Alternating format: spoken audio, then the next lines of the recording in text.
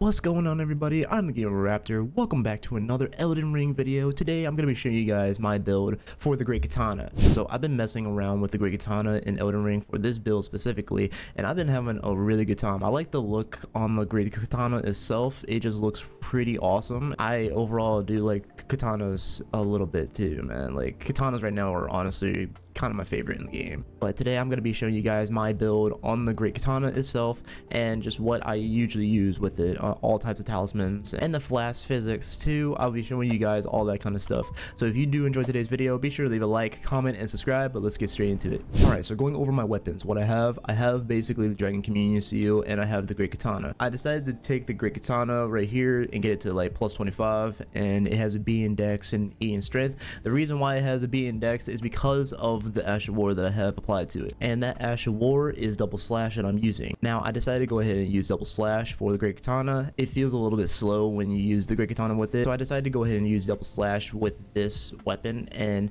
yeah, I can tell y'all this katana with double slash is honestly pretty nasty. Once you put it here on keen, only for dexterity, I mean, sure, you will get a little bit of bleed buildup as like 55 bleed buildup every time you hit the opponent. Even with that, you're doing a lot of damage with this weapon, and I'm just using dex only.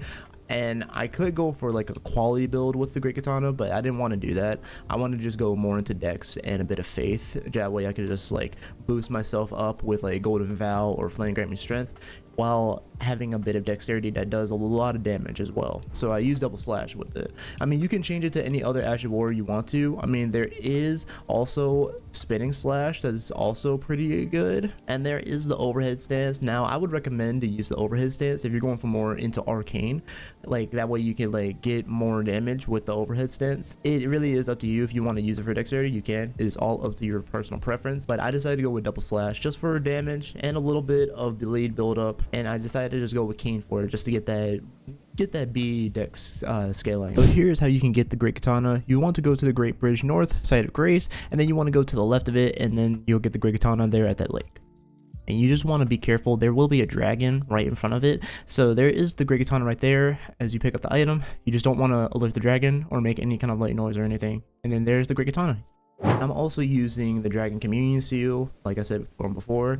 It has a B scaling in Faith and has S in Arcane, because I am using a little bit of bleed incantations within this build too. So here are some of the incantations I'm using. I'm using Blood Moon, and I'm also using Swarm of Flies just to help that bleed build up a little bit. Not too much. I'll use it sometimes, but not most of the time. I'll mainly use Golden Vow and Flame Grant Me Strength just to increase my attack power.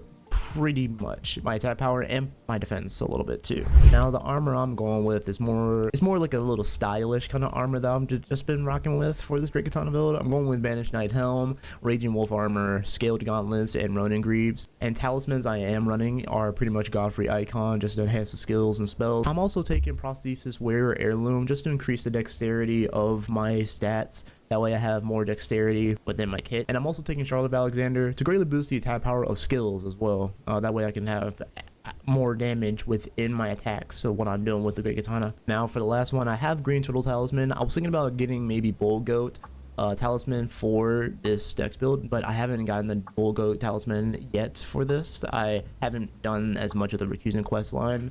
I haven't gotten to do it as much.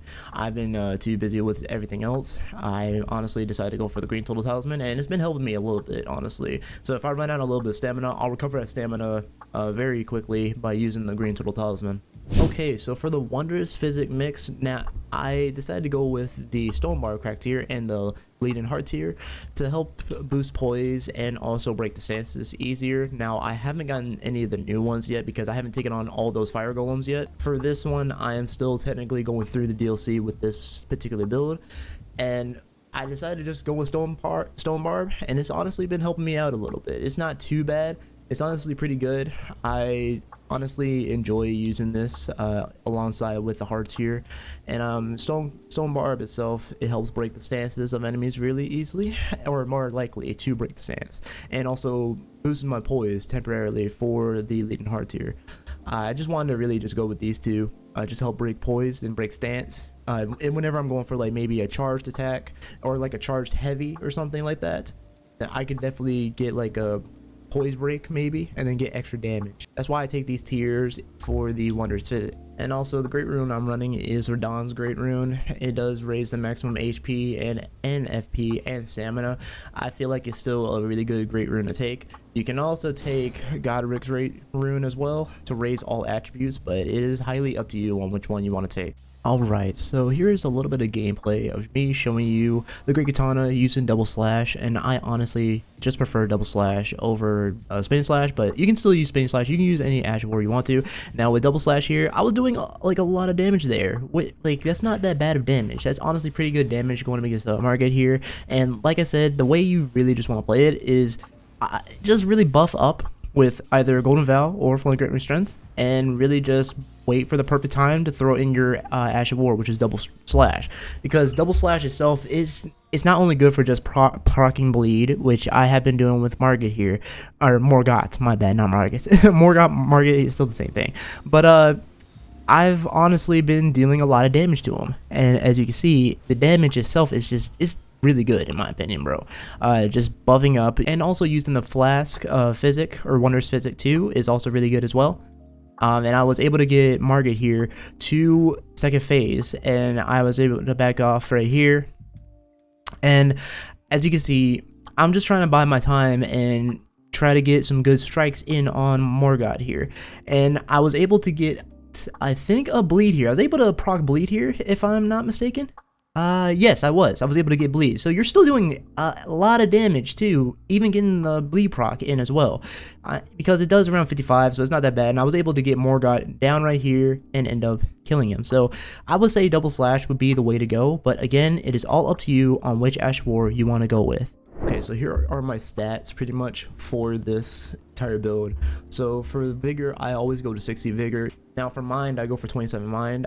For dexterity, I decided to go with 85 dexterity. Now I can just take that 5 away. It's due to the heirloom talisman. That's why my dexterity is at 85. Now I can still switch that talisman out and I'll be fine even with 80 dexterity. I mean, I just want to go with 85 just to add a little 5 extra with that dexterity, add a little bit of damage. I mean, sure, it's pretty much stops at 80 for it, I think. Yeah, like I think that's where the cap is at 80. There have been people saying that they go a bit above 80. I decided to just go with it just a little bit, not too much, just only 5 extra points. I mean, that's all I went for.